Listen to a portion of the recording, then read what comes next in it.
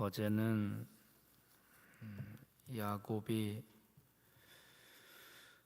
형 에서를 피해서 이제 저 멀리 하란 땅에 있는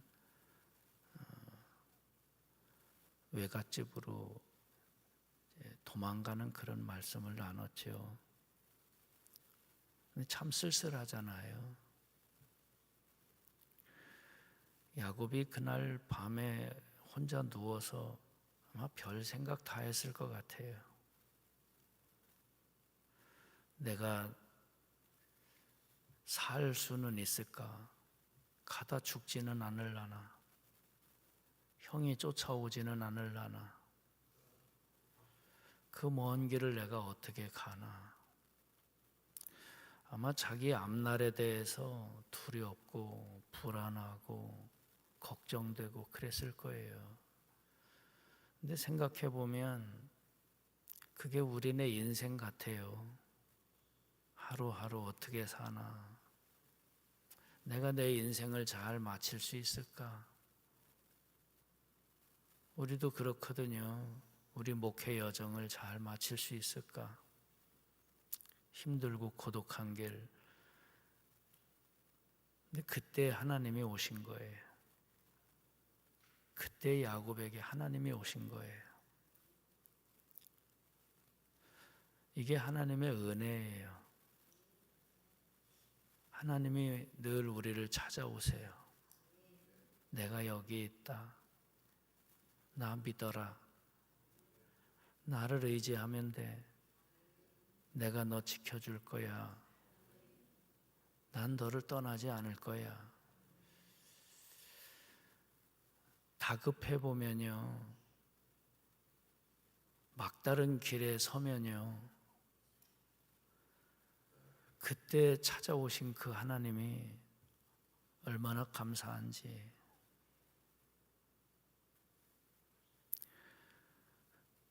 어쩌면 하나님께서 우리들 삶에 그래서 답답하고 막막하고 그런 걸 가끔 잊게 하시나 봐요. 하나님을 느끼게 하려고. 전 많이 아팠었거든요. 제 혈기 가지고 목회하고 그랬었거든요. 근데 많이 아팠어요. 주변에서는 이제 얼마 안 있으면 죽겠구나, 그럴 정도였거든요. 근데 저는 그때 진짜 하나님 만났고 내가 목회를 어떻게 해야 되는지 그때 많이 깨달았고, 내가 앞으로 목회를 한다면 이렇게 설교해야 되겠구나 하는 것도 그때 많이 배웠고, 교우들 한 사람 한 사람이 얼마나 소중한지 깨달았고, 저에게 그런 아픔이 없었으면 그런 성숙이 없었을 거예요. 그때 하나님이 가까이 오셨고 붙잡아 주셨고 그리고 인도해 주셨습니다. 야곱이 그랬어요. 근데 그렇게 하나님 만나니까 이 야곱의 주변 환경이 변한 건 하나도 없었잖아요. 똑같아요. 아침에 눈 떴다고 뭐가 새로워진 게 하나도 없었어요. 그냥 여전히 그 광야길, 혼자 가는 길, 형이 쫓아오는 두려운 길, 멀리 가야 되는 막막한 길, 변한 건 하나도 없는데 신기한 건 그렇게 하나님 만나니까 두 발에 힘이 생겼어요. 그래서 성경은 벌떡 일어났다 그렇게 썼습니다. 우리들 성경엔 야곱이 아침에 일어나 길을 갔다 이렇게 써 있는데요, 이게 이 의미가 야곱이 벌떡 일어났다 그런 말입니다. 그죠? 은혜 받고 그러면 왠지 힘이 생겨요. 그냥 벌떡 일어나져요. 하나님, 저 할 수 있어요. 다시 할게요. 하나님 계셔서 돼요. 그러잖아요. 목회자도 그래요. 너무 힘들고 어렵고 막 그러다가도 하나님 힘 주시면 또 벌떡 일어나요. 야곱이 벌떡 일어났는데 두 발에 힘이 생긴 거예요. 그래서 그 먼 길, 그 하란 땅까지 그렇게 잘 갔습니다. 오늘은 거기서부터 이제 그 하란 땅에 살고 있는 이 야곱의 외가댁, 그 엄마의 친정, 거기서 있었던 얘기를 좀 나눠보려고 합니다. 자, 어제 나눴던 말씀 마지막 부분이었죠. 어제 29장 1절입니다. 29장 찾아보십시오.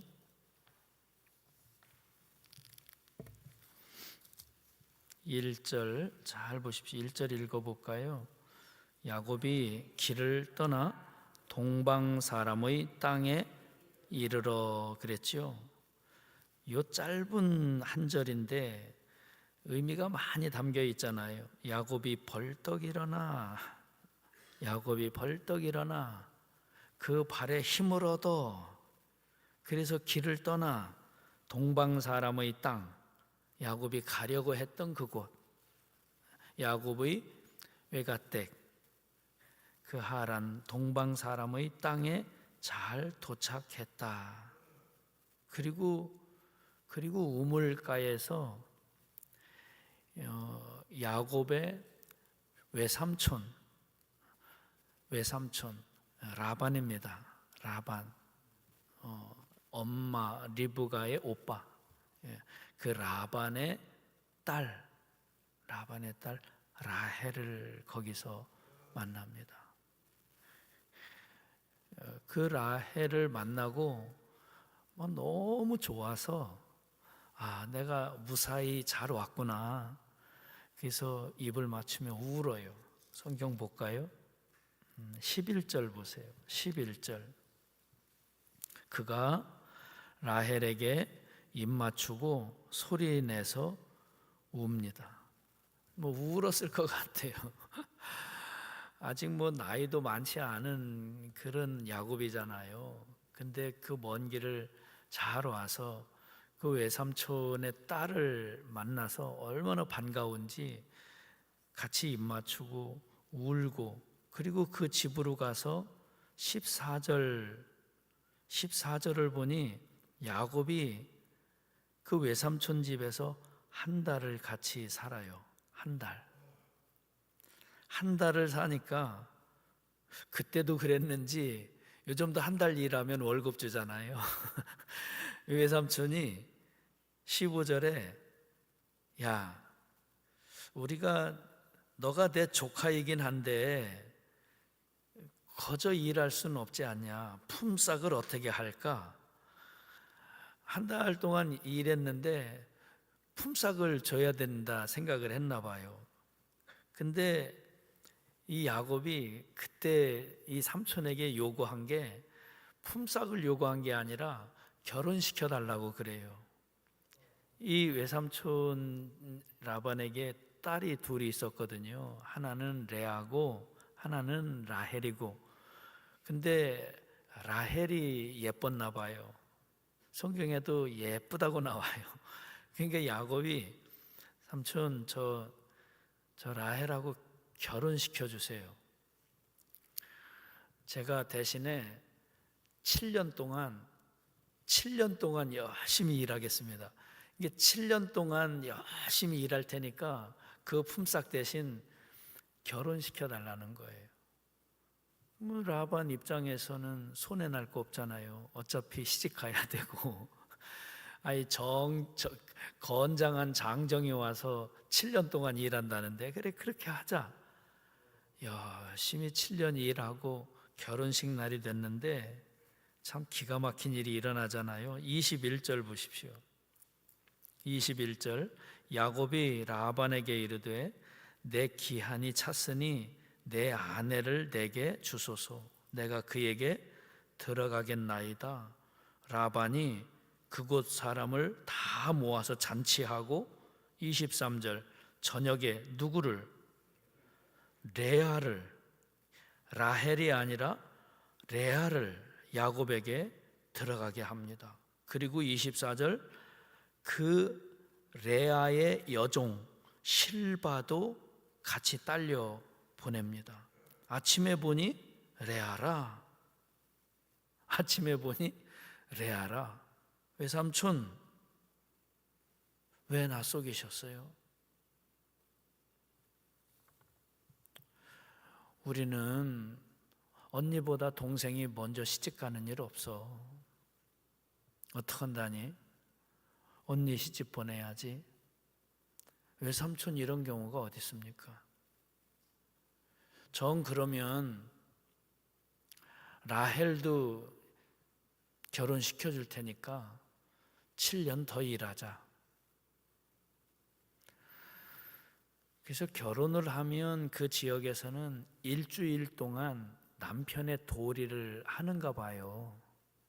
그래서 7일 동안 레아에게 남편의 도리를 하고 외삼촌이 라헬도 시집을 보내요. 그리고 이 라헬의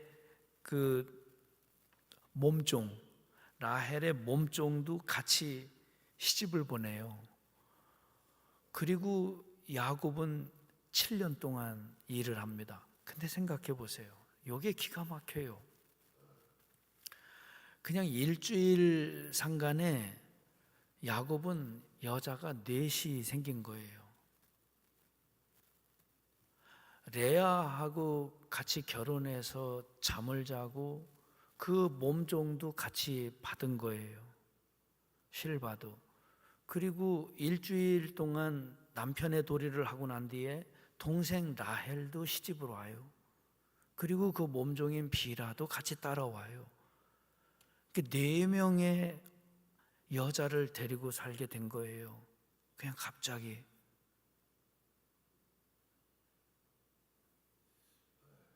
좋은 것 같아요? 어떻게 살았는지는 잘 모르겠어요. 집을 어떻게 꾸몄는지 잘 모르겠어요. 그냥 큰 장막 같은데 그 안에서 4명을 그냥 따로따로 놓고 그 안에서 어떻게 섞여서 살았는지 이거 참 골치 아픈 일이죠. 아니면 그래도 뭐 이렇게 큰 이렇게 집터에다가 이렇게 장막을 4개를 만들어 놓고 야곱이 가고 싶은 데 가서 잠자고 그러면서 살았는지. 근데 성경을 보면 야곱은 라헬을 좋아했으니까 라헬 장막에 계속 거의 있었던 것 같아요. 라헬 장막에. 근데 어쨌거나 기가 막힌 건 이 야곱이 4명의 여자의 장막을 다니면서 살아야 되는 그런 입장이 된 거예요. 그런데 하나님께서 이 야곱이 동생인 라헬만 너무 좋아해서 그 라헬만 사랑하고 라헬 장막에만 자꾸 가 있으니까 하나님이 볼 때 큰딸 레아가 안쓰러운 거예요. 하나님이 보실 때. 그래서 레아를 통해서 아들을 낳게 해요. 레아가 아들을 낳습니다. 아들 이름이 르우벤, 첫째 아들이. 둘째가 시므온, 셋째가 레위, 넷째가 유다. 이게 큰딸 레아 첫째가 4명의 아들을 낳아요. 그러니까 이 라헬이 질투가 납니다. 자기는 애가 안 생기는 거예요. 남편이 거의 자기 집에 와 있는데 자기는 애가 안 생기고 가끔 가다 언니 집에 가는데 언니는 그때마다 아기를 낳아요. 그러니 라헬이 얼마나 마음이 상하고 속상하고 질투가 생기고 또 화도 나고, 그래서 남편에게 화를 냅니다. 야곱에게. 나도 아기 낳게 해줘. 왜 언니만 아기 낳아? 그러니까 야곱이 그럽니다. 내가 하나님이냐? 내가 아기 만드냐? 나도 못해. 부부싸움이 일어나는 겁니다. 그러니까 이 라헬이 너무 속상하고 질투가 생기니까, 그러면 내 몸종을 줄 테니 그를 품고 아기 낳아줘. 내 아기를 얘를 통해 낳아달라는 겁니다. 그래서 빌하를 넘겨주고 아기를 낳는데 그 아들이 단하고 납달리입니다. 보십시오. 야곱이 큰 딸을 통해서 네 아들을 낳습니다. 둘째 딸 라헬의 몸종 빌하를 통해서 두 아들을 또 낳습니다. 그러니까 언니 레아도 경쟁을 벌입니다. 그래? 그러면 나도 내 몸종을 줘야지.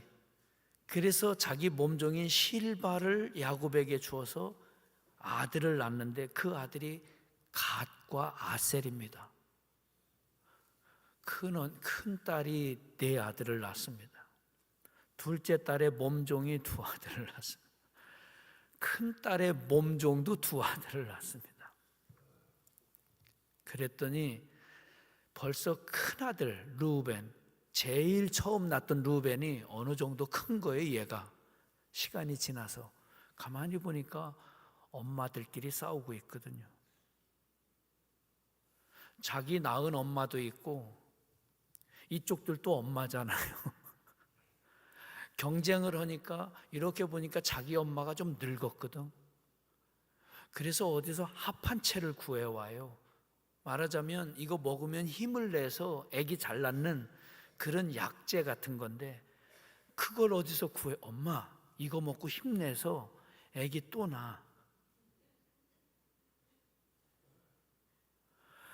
그 합한 채 가져온 걸 동생 라헬이 알아요. 언니 그거 놔줘. 나 먹고 힘내게. 대신에 오늘 밤 언니, 우리 남편 언니 방에 넣어줄게. 그래서 이 야곱이 언니 집에 또 들어가서 아기를 낳는데 레아가 또 낳아요. 네 아들을 낳았었는데 이사갈, 스불론, 딸, 그리고 딸 디나를 낳아요. 아기를. 복잡하죠? 저도 복잡해요. 그러고 났는데 하나님이 이 마지막 아기 못 낳고 있는 이 라헬을 너무 불쌍히 여겨서 라헬을 임신하게 하나님이. 그래서 낳은 아들이 요셉이에요. 그래서 지금 야곱에게 아들이 11, 딸 디나하고, 그래서 12. 아직 막내는 아직 안 낳습니다. 막내는 이제 가다가 길에서 낳아요, 베냐민을. 근데 아니, 요것만 생각해 보십시오. 제가 머릿속에 가만히 그려보니까 저는 그랬을 것 같아요. 이렇게 큰 마당이 있고 이렇게 장막이 있었을 것 같아요. 4개 동서남북으로. 그리고 야곱이 가끔 여기도 갔다 여기도 갔다. 그래서 아기도 낳고 그 애들이 크고 그 애들이 아침에 눈만 뜨면 앞에 마당에 나와서 서로 놀고 뒤섞여서, 그러다가 울면 애들이 한둘입니까? 이 엄마가 와서 젖먹이다, 이 엄마가 와서 얘를 젖먹이다. 우리 애기 네 애기도 없어요. 이게 뒤죽박죽 섞여서 울면 와서 젖먹여야 되고 밥 먹여야 되고 이유식 먹여야 되고 정신이 하나도 없어요. 야곱은 어땠을 것 같습니다.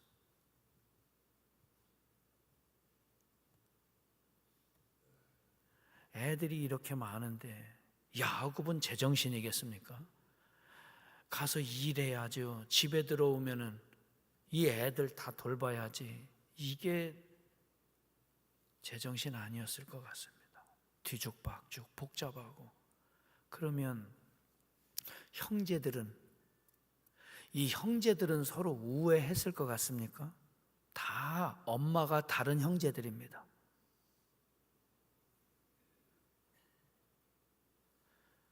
허구한 날 싸웠을 것 같아요. 서로가 네가 형이냐 내가 형이냐 막 패고 막 허구한 날 애들은 싸웠을 것 같아요. 제가 볼 때 온전했을 것 같습니까? 여러분, 이 형제들이 진짜 그 배다른 형제를 팔아먹기도 했습니다. 구덩이에 집어넣고 죽이려고도 했고. 그러면 얘네들이 어렸을 때 어떻게 컸는지 상상이 됩니다. 얼마나 복잡한 집안입니까? 제가 왜 이렇게 복잡한 집안 얘기를 이 아침에 하는지 아십니까? 아무 의미 없을 것 같은 그 아들들의 이름을 제가 왜 하나하나 살펴본지 여러분 아십니까? 전 야곱의 심정을 생각해 보는 거예요. 야곱의 마음이 어땠어요? 야곱이 편했을 것 같습니까? 저는 야곱이 매일 아침 힘들었을 것 같아요. 아침에 눈만 뜨면 애들 울어 제끼지,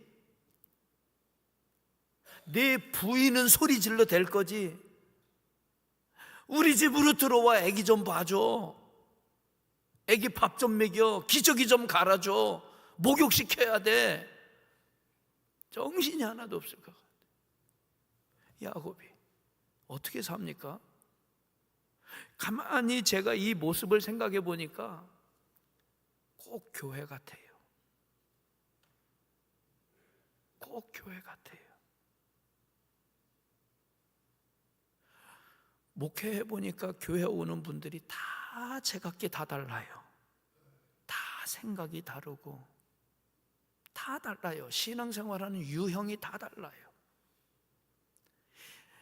이분은 설교를 이렇게 해줬으면 좋겠다. 이분은 설교를 이렇게 해줬으면 좋겠다. 이분은 목사님이 목회를 이렇게 했으면 좋겠다. 이분은 이렇게 했으면 좋겠다. 다 달라요. 저도 그랬어요. 저도 어느 분이 찾아왔어요. 집사님이, 목사님은 왜 설교를 그렇게 하냐요? 왜요? 뭐가 문제가 있나요? 그때 설교를 이렇게 해달래요. 자기가 원하는 대로 해달래요. 다 달라요. 목사가 모든 걸 다 잘할 수 없잖아요. 이걸 목사님이 이런 걸 잘하시면 이거는 좀 못할 수도 있거든요. 근데 교인들은 안 그래요. 다 자기들이 원하는 취향이 있어요. 속회 식구들은 어때요? 속회 식구들이 다 똑같아요? 속장님한테 다 잘 순종해요? 그렇지 않잖아요. 다 제각기 달라요. 저는 이 야곱의 이 모습, 이 장막의 모습을 머릿속에 생각해 보니까 교회 같아요. 참 뒤죽박죽, 복잡하다. 이걸 어떻게 살아요? 야곱이 어떻게 살아야 될까요? 여러분이 야곱이라면 어떻게 했을 것 같습니까? 야곱은 지금 할 수 있는 게 딱 하나밖에 없을 것 같아요. 야곱은 이런 상황이라면, 이렇게 복잡한 집안이라면 할 수 있는 게 딱 하나밖에 없다. 뭐 같아요? 저는 기도밖에 없을 것 같아요. 기도밖에. 아침에 눈 뜨면 저녁에 잠들기 전에 하나님 나 어떻게 해요? 하나님 너무 복잡해요. 애들이 시간 딱 되면 딸하고 디나까지 해서 12명이 동시에 잠이 딱 들까요? 아니에요. 기도밖에 없어요. 여기서 할 수 있는 건 기도밖에 없어요. 야곱이 어떤 사람입니까? 야곱이라는 이름이 그게 무슨 뜻입니까? 발뒤꿈치 잡았다는 말입니다. 발뒤꿈치. 야곱은 태어날 때부터 지기 싫어하는 사람이에요. 태어날 때부터. 야곱은 태어날 때부터 집요한 사람이에요. 자기 하고 싶은 대로 해야 돼요. 자기 뜻이 이루어져야만 돼요. 내가 하고 싶은 대로 이루어져야 돼요. 야곱은 태어날 때부터 그런 사람입니다. 지기 싫어하고 고집이 세고 내가 하고 싶은 대로 해야 되고.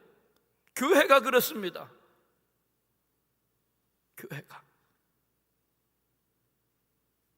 그런데 지금은 어떻습니까? 지금 야곱이 자기가 하고 싶은 대로 할 수 있는 게 뭐가 있어요? 아무것도 없어요.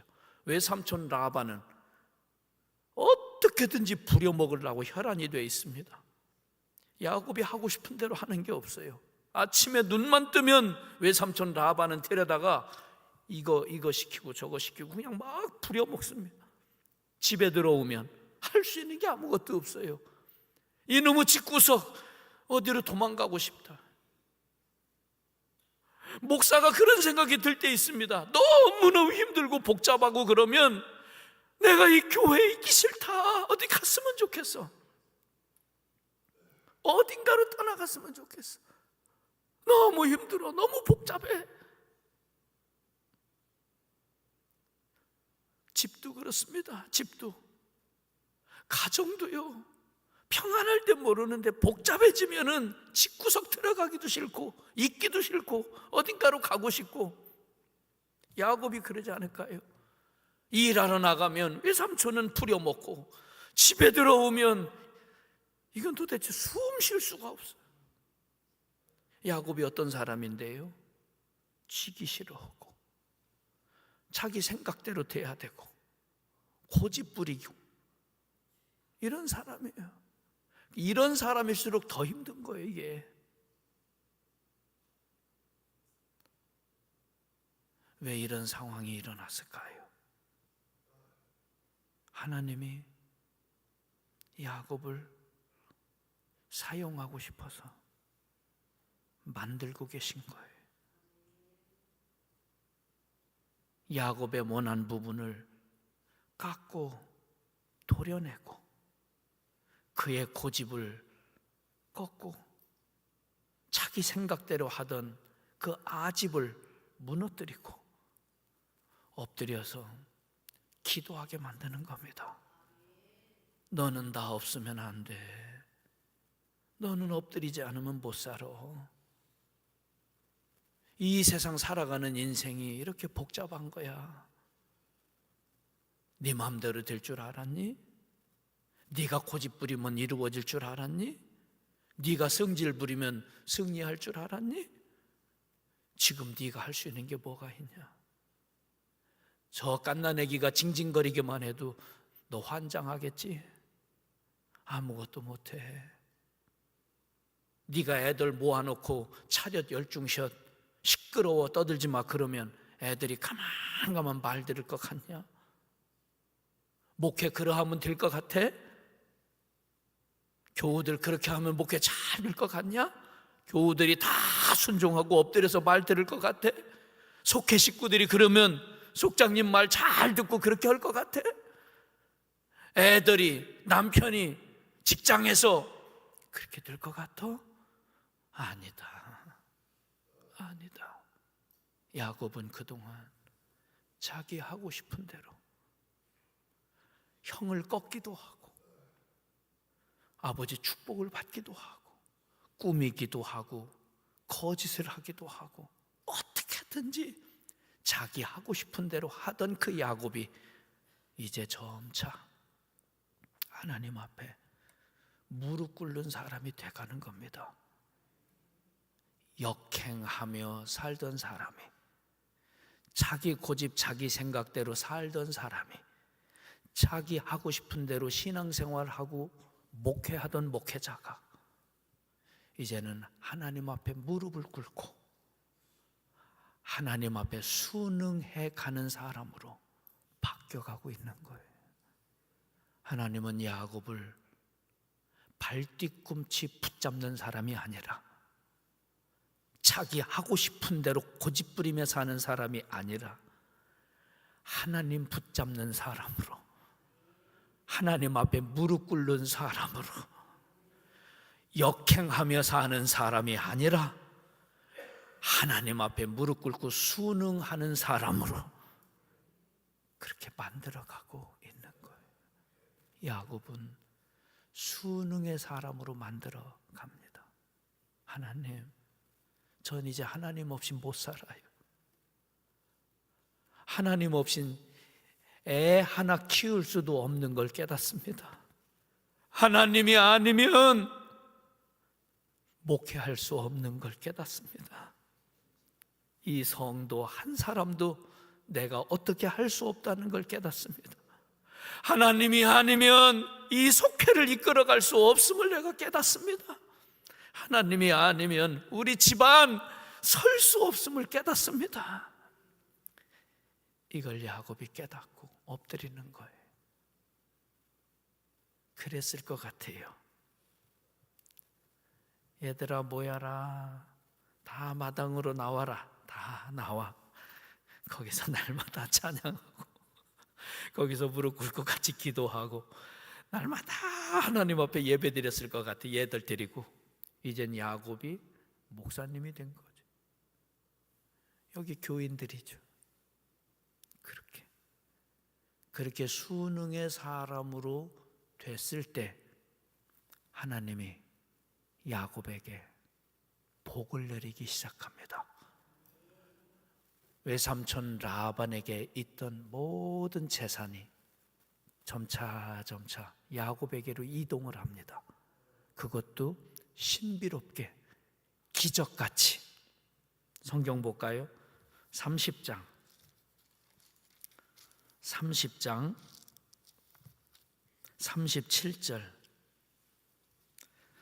37절부터 쭉 읽어보세요. 37절 야곱이 버드나무와 살구나무와 신풍나무의 푸른 가지를 가져다가 그것들의 껍질을 벗겨 흰 무늬를 내고 그 껍질 벗긴 가지를 양떼가 와서 먹는 개천의 물 구유에 세워 양떼를 향하게 하며 그 떼가 물을 먹으러 올 때에 새끼를 베니 가지 앞에서 새끼를 뱀으로 얼룩얼룩한 것과 점이 있고 아롱진 것을 낳은지라.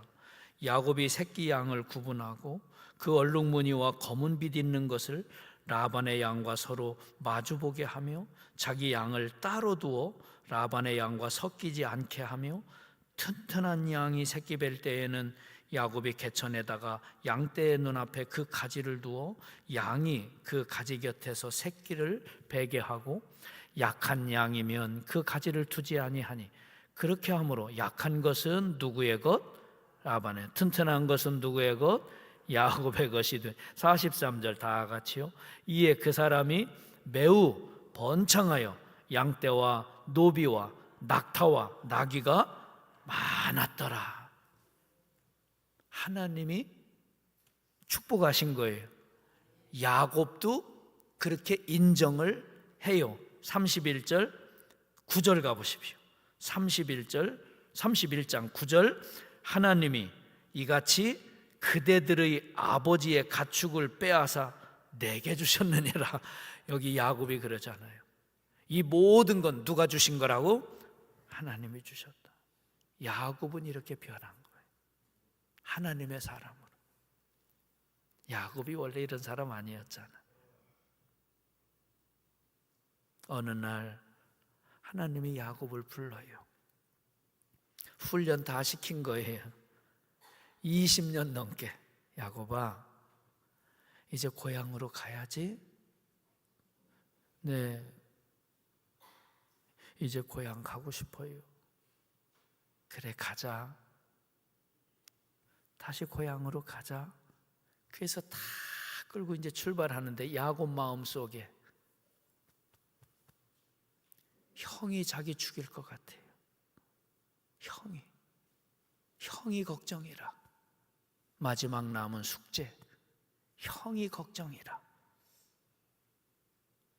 아니나 다를까 먼저 보낸 첩보원에 의하니 자기 형 에서가 무장한 군인 400명 데리고 자기 죽이러 기다리고 있다는 거예요.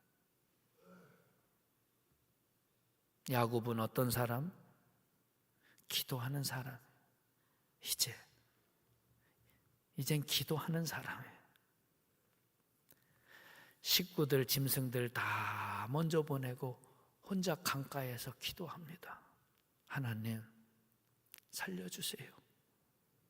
도와주세요. 형이 아직도 나 죽일라 그래요. 형 마음 좀 바꿔주세요. 밤새 기도해요. 밤새 기도해요.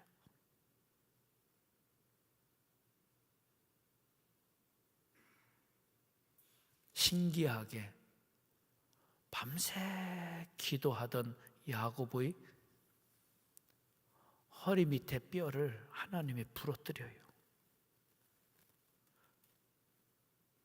살려달라고 기도했는데 하나님은 야곱의 뼈를 부러뜨려요.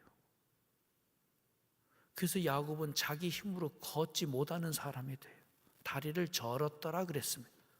질질 끌었다 그런 말입니다. 살려달라고 밤새 기도했는데 하나님은 야곱을 불구자로 만든 거예요. 그게 무엇을 의미할까요? 야곱은 이제 그의 발걸음이 하나님 도우심 없이는 갈 수 없는 사람이 된 거예요. 그렇습니다. 기도라는 건, 우리가 하나님 앞에 나와 기도한다는 건, 하나님 내 힘으로 살지 않겠습니다. 하나님만 의지하며 살겠습니다. 하나님 내 힘으로 목회하지 않겠습니다. 하나님 의지하며 목회하겠습니다. 그때 해가 돋았다 그랬어요. 그때 해가 돋았다. 야곱이 집단할 때 해가 졌었잖아요. 이젠 해가 돋았다.